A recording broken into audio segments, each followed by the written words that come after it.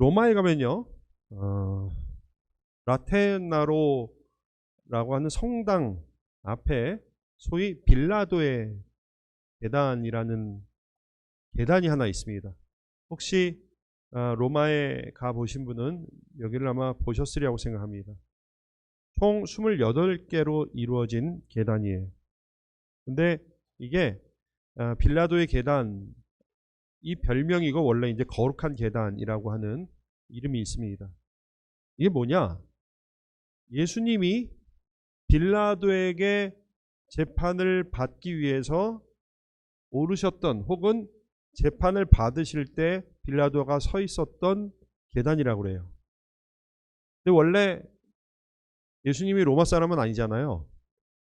예루살렘에 있던 것을 후대에 콘스탄틴 대제 어머니가 띄워왔다는 썰과 천사들이 옮겨졌다는 썰 두 가지가 있어요. 둘 다 뻥일 가능성이 굉장히 큽니다. 이 계단이 유명한 이유는요, 또 다른 이유가 하나 있는데 마틴 루터 때문에 그렇습니다. 종교개혁을 일으킨 마틴 루터.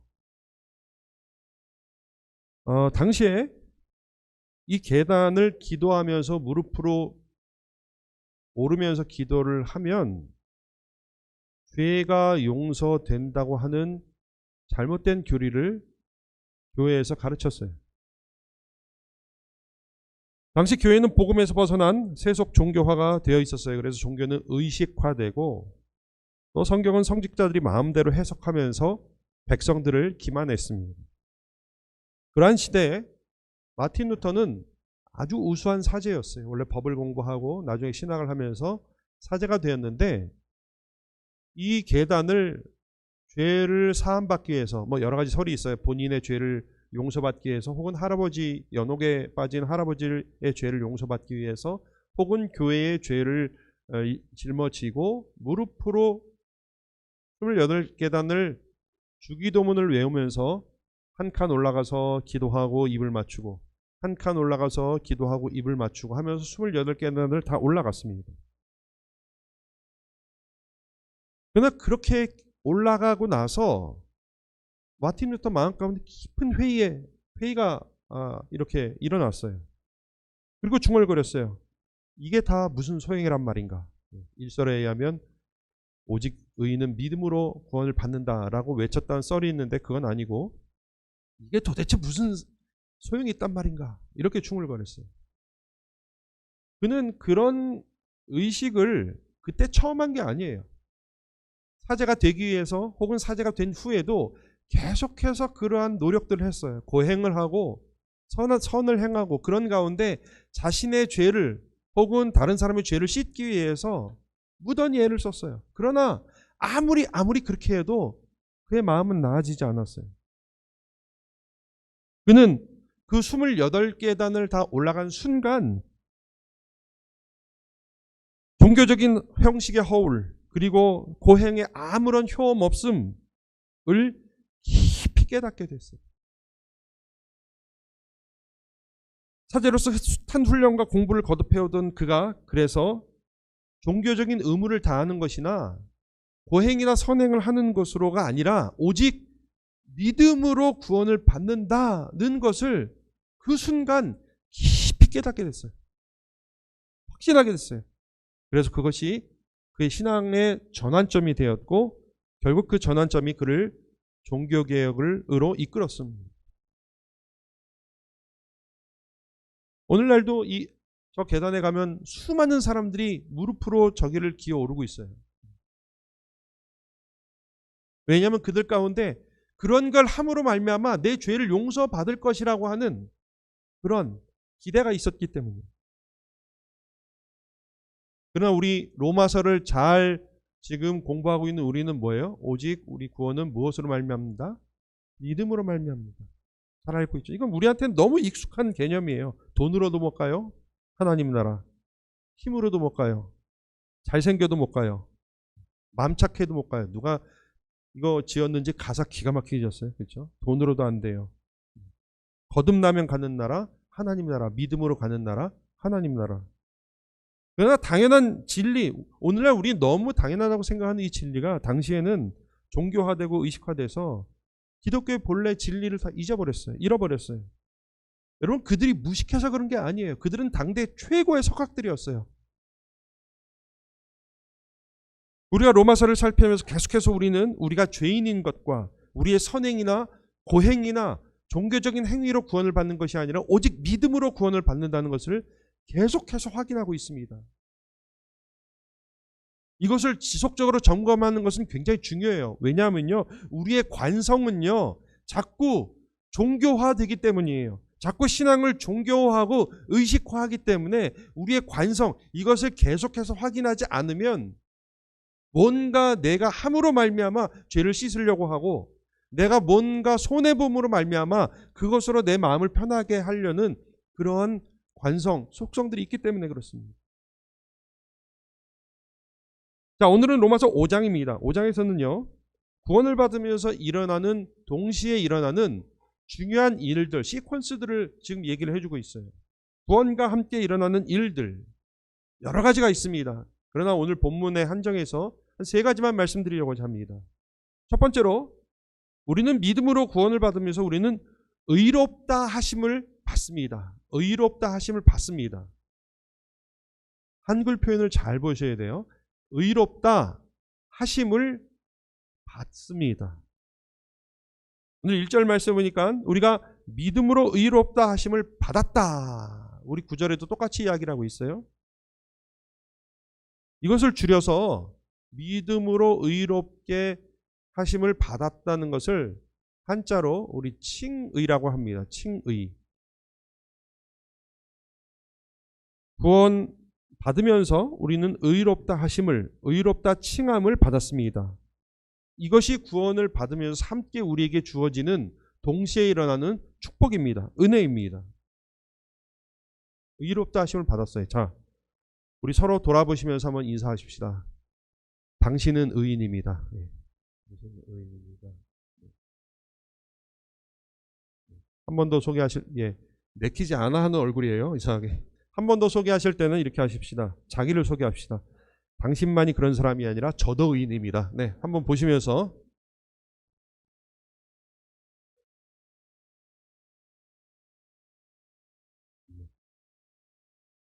첫 번째보다 더 어색해 하시네요. 자, 그런데 오늘 우리가 절대로 오해하면 안 되는 사실이 하나 있어요. 의롭다 하심을 받았다는 것은요, 우리가 착해졌다는 얘기가 아니에요. 많은 사람들이 이 개념을 혼동해요. 의롭다 하심을 받았다는 것은요, 우리가 온순해졌다, 선해졌다, 도덕적으로 무흠해졌다, 이 이해가 아니에요. 절대로 착각하면 안 됩니다.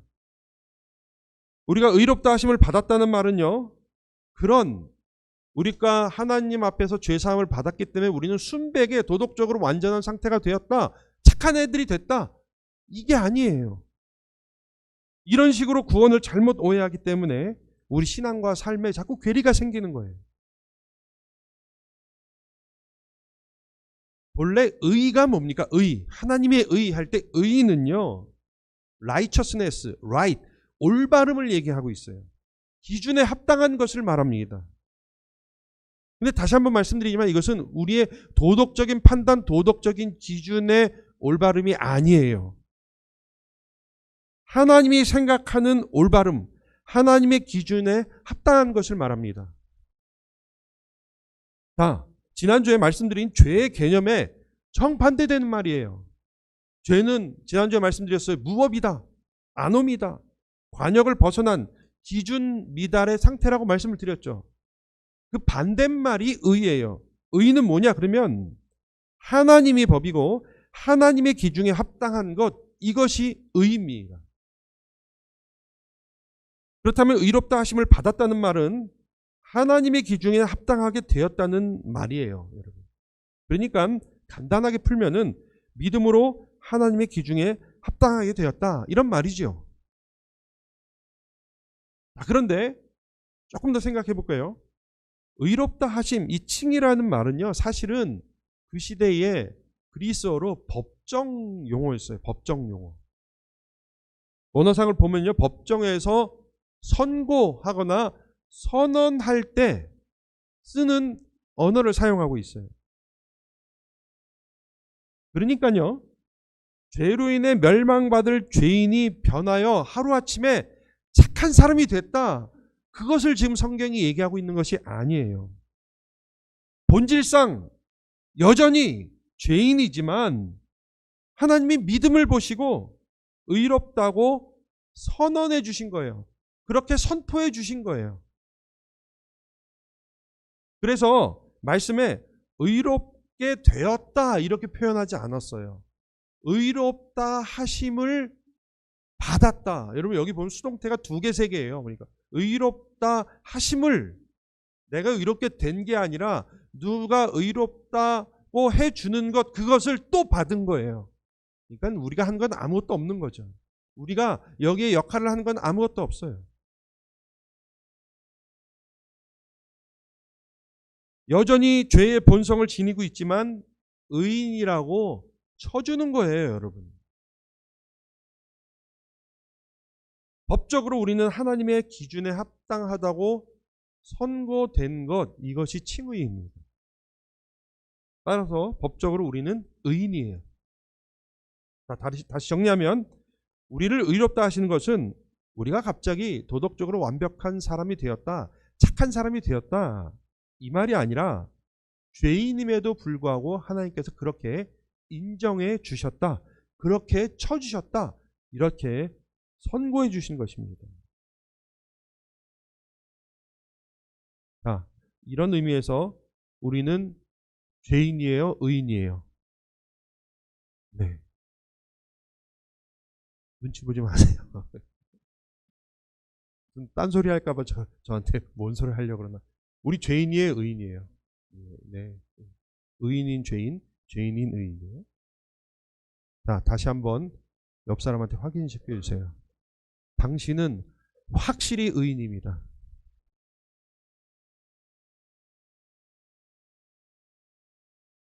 그렇군요. 저도 확실히 의인입니다.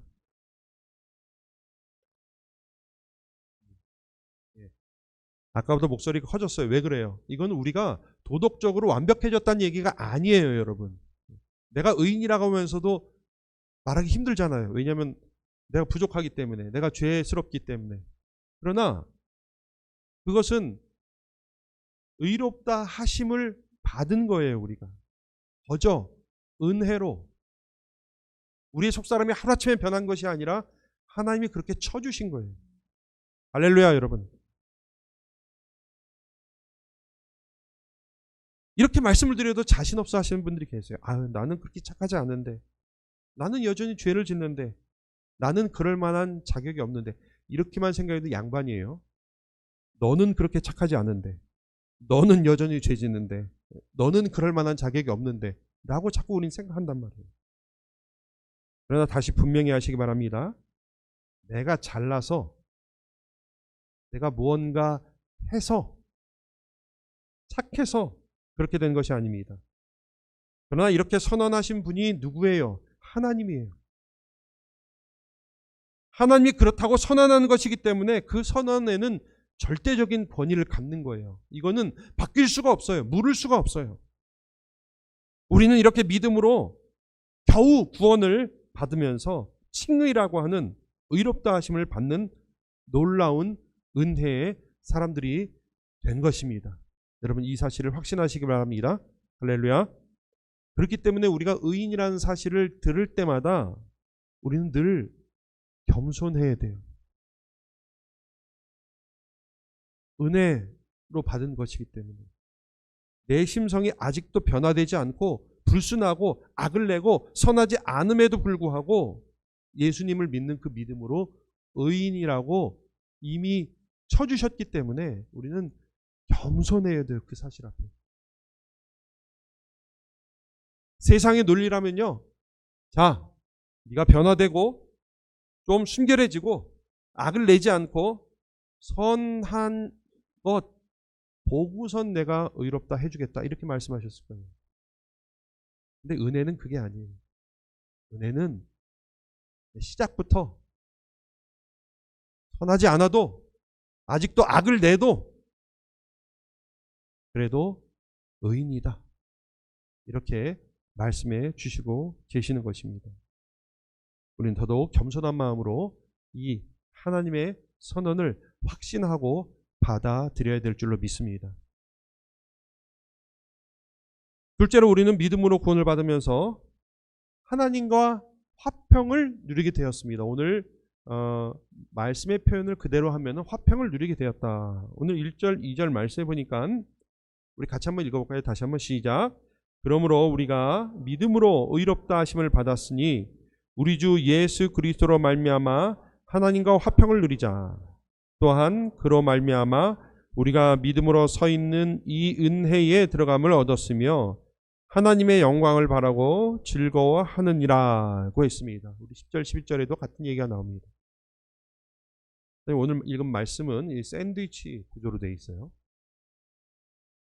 구원받은 결과 우리는 하나님과 화평을 누리게 했어요. 우리말로 표현하면 어떻게 해야 될까? 하나님과 화목하게 되었다, 화해하게 되었다, 친밀할 수 있게 되었다.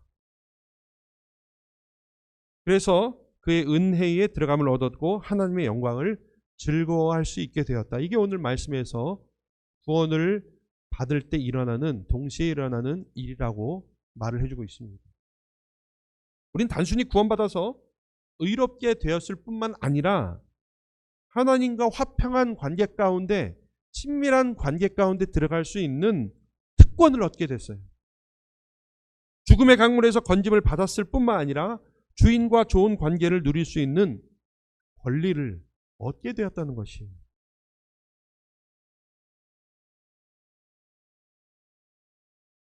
C.S. 루이스가 종교와 로켓 공학이라는 책에서 아티클이에요.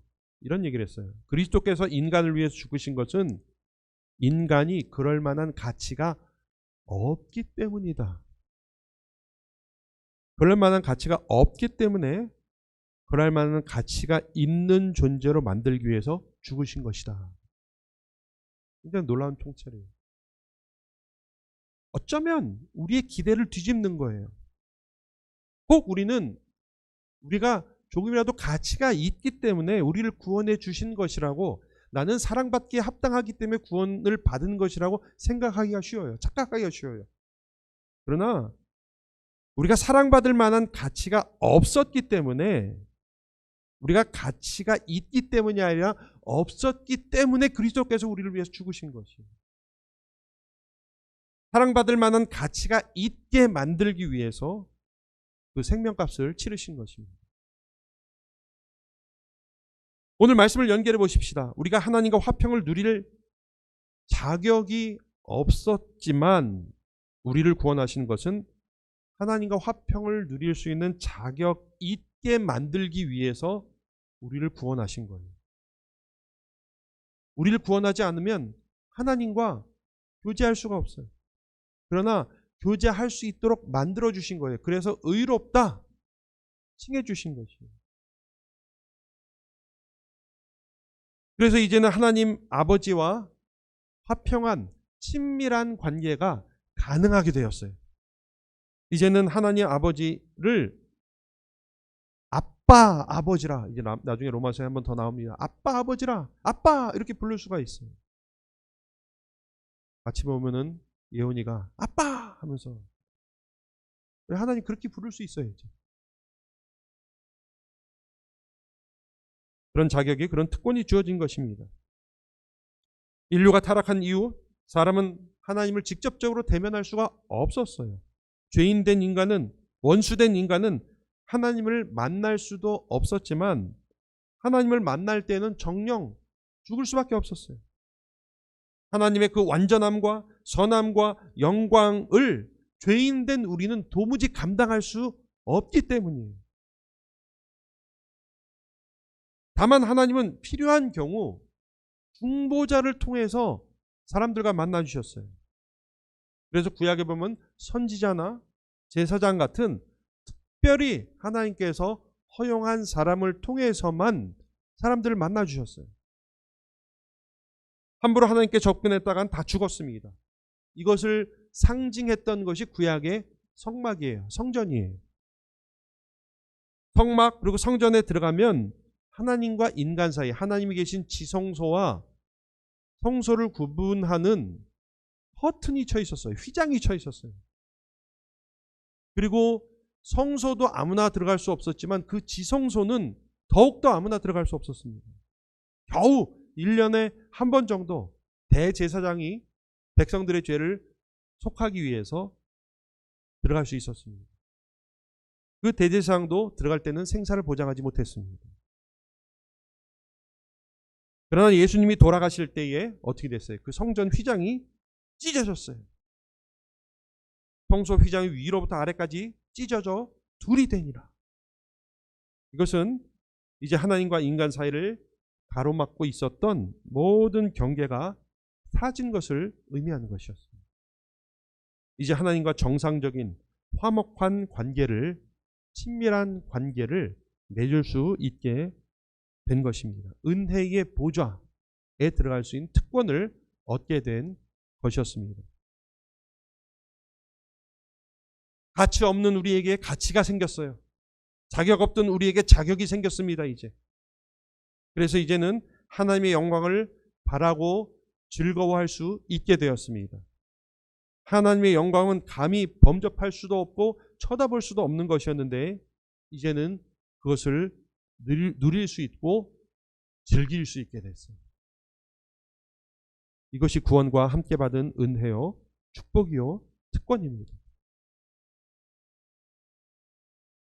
우리가 잘 아는 요한복음 10장 10절에 이런 말씀이 있습니다. 내가 온 것은, 예수 그리스도께서 이 땅에 오신 것은 양으로 생명을 얻게 하고 더 풍성히 얻게 하려는 것이라. 주님이 이 땅에 오신 것은 단순히 우리를 구원하시기 위함이 아니라 우리로 하여금 하나님과 다시 친밀한 관계 가운데 들어가는 그 풍성함을 주시기 위해서 오셨다는 것이에요.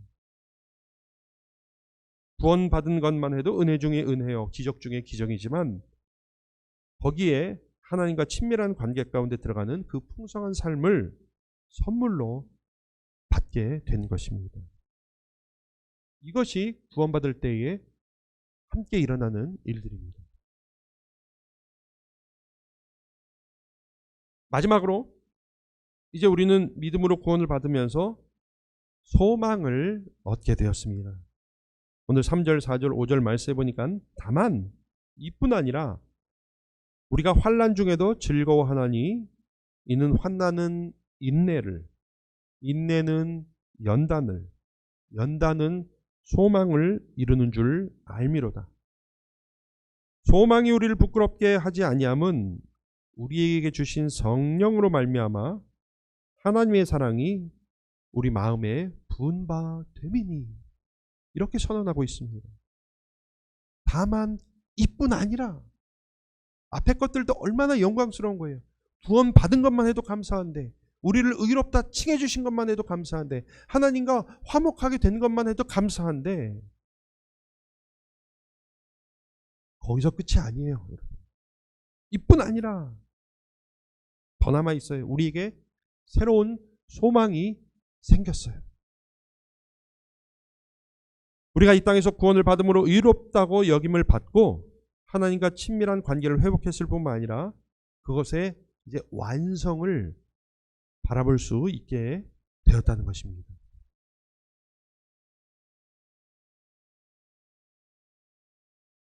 제가 대학 다닐 때 소위 그 운동권형이 있었어요. 운동권형. 네. 여기서 말하는 운동이란 체육이 아닙니다. 네. 운동권형이 있었는데 당시에 그 S대 수학과를 다니다가 데모를 하다가 제적을 당해가지고 아무것도 안 하고 있었던 형이에요. 근데 철저한 유물론자였어요. 그래서 천국은 물론 다음 생에나 윤회조차도 믿지 않았어요. 그냥 사명만 하나 있었는데 오직 민족과 역사에 기여한다, 이것만 남아 있었어요.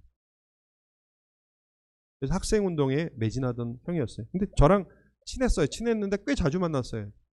친해서 만나기도 했지만 서로 전도하려고 만났어요. 그 사람은 저를 전도하려고 하고 저는 그 사람을 전도하려고. 하루는 제가 물어봤어요.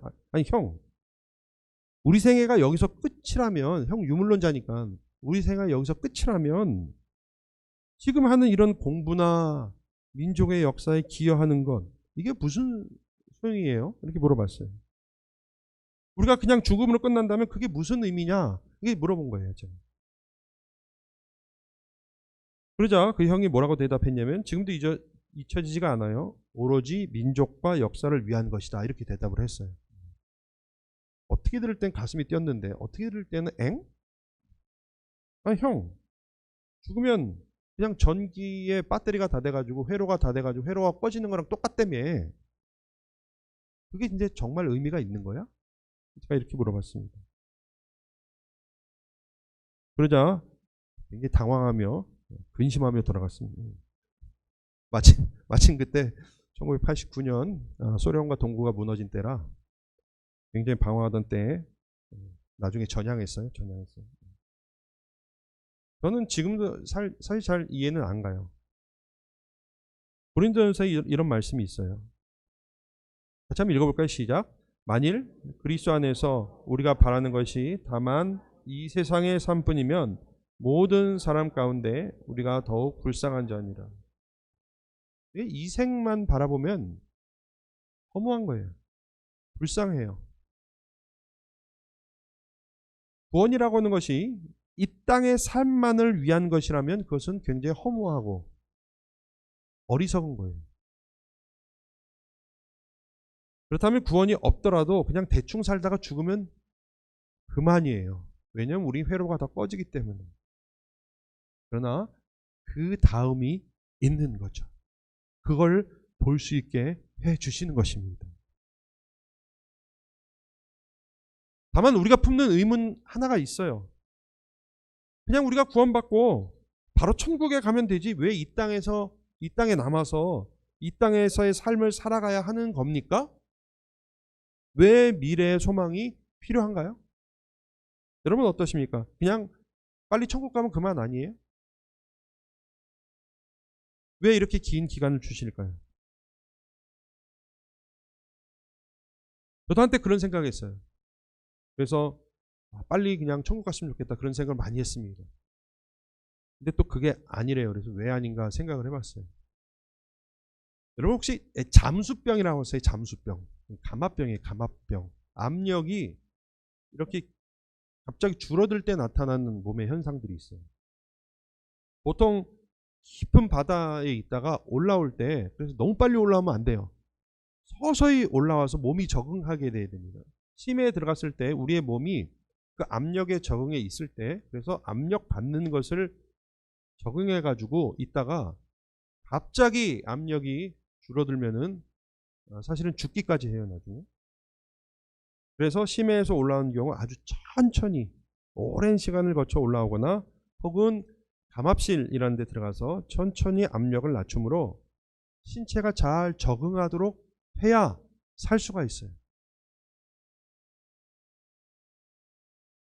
자, 구원을 받았으면 바로 천국에 가면 되는데 왜 하나님이 이 땅의 삶을 마저 살도록 남겨놓으셨을까? 그것은 우리가 이 땅에 있으면서 천국에 합당하게 잘 적응하고 잘 준비되도록 훈련시키는 거예요. 특별히 하나님과 화평한 우리의 신분에 합당한 삶이 되도록. 아까 우리가 칭의 했을 때 갑자기 우리가 착한 사람이 되는 건 아니에요. 그러나 우리들에게 이 땅에서 나머지 삶을 주심으로 말미암아 그 의롭다 하심에 합당하게 이 땅에서 연습하고 잘 적응하고 오라고 이 땅의 삶을 주신 게 아닌가 이렇게 생각을 합니다. 그냥 거지에게 목욕시키고 좋은 옷만 입히는 것이 구원이 아니라 그 좋은 옷에 합당한 행동이나 품위 있는 언어를 가르쳐 입은 옷에 부끄럽게 하지 않게 그에게 합당하게 만드시는 것, 이것이 이 땅에서의 삶이고 구원의 여정입니다. 그래서 오늘 말씀해 보니까 인내는 연단은 소망을 낳는다 했으면 여기서 인내는 연단은요 원래 그리스어를 보면요 성품을 얘기해요. 성품. 그러니까 우리가 고난을 받으면서 이 땅에서 이론과 실제가 헷갈리는 가운데 이렇게 고난을 받으면서 인내하는 가운데 우리의 성품이 잘 훈련받고 잘 가다듬어지면서 천국 백성에 합당하게 되는 것이죠. 그거 잘 연습하라고 이 땅에 우리의 삶을 주신 것입니다, 여러분. 여러분, 그런데 연습이 곧 실전이에요. 연습이라고 대충 하고 가면 안 됩니다. 오늘 찬양팀이랑 오늘 특송 분들 보면은 연습을 얼마나 하셨나 그것을 느끼게 됩니다. 저 옛날에 중고등부 성가대 할 때 실전에 강해요 하면서 연습 맨날 빼먹고 다니고 소홀히 했다가 실전에 강한 적 없죠. 연습이 곧 실상이에요. 이 땅에서 삶이 곧 천국에서의 삶이에요. 그래서 이 땅의 삶은 그것이 무지무지한 인내가 필요해도 잘 연단되어서 천국 백성의 자격에 합당하게 갖추어 나가게 하는 것입니다. 그냥 예수 믿고 무조건 복 받으면 여기가 천국인 줄 알고 천국도 필요 없고 예수님도 필요 없다 할 거예요. 그래서 고난이라고 하는 중요한 연습이 우리에게 필요한 것입니다. 그 고난은 우리가 인내로 잘 이겨낼 때에 우리의 신앙과 인격이 잘 자라나서 하나님과 화목한 삶으로 품격을 갖추게 되는 것입니다. 그래서 나중에 천국에서는 아주 우리가 익숙하게 서로를 그리고 하나님을 대하게 될 것입니다. 오늘 구원과 함께 오는 축복 3가지를 살펴봤습니다. 어떻게 보면 우리가 다 아는 것, 익숙한 것이지만 다시 한번 재확인하시면서 우리의 구원이 얼마나 놀랍고 기적적인 것인가 다시 한번 깊이 깨닫고 감사하는 저와 여러분 되시길 주님의 이름으로 축원합니다. 그리고 구원받은 사람처럼 살아가시는 저와 여러분 되시길 주님의 이름으로 축원합니다. 기도드리겠습니다. 하나님, 우리를 구원해 주신 것만 해도 얼마나 감사한데 우리로 의롭다고 해주시고 하나님과 기꺼이 친밀해 줄 수 있도록 해주시고 천국을 소망하며 연습할 수 있도록 해주셔서 얼마나 감사한지 모르겠습니다. 이 구원의 넓이와 깊이가 얼마나 넓고 깊은데 매일매일 우리의 삶이 혹시라도 이 구원에 걸맞지 않은 삶으로 찌들고 쪼그라든 삶을 살고 있지는 않습니까? 감사와 감격하며 이 기적과 같은 일을 경험한 사람처럼 살아나가는 저희들 되게 하여 주시옵소서. 예수님의 이름으로 기도드리옵나이다. 아멘.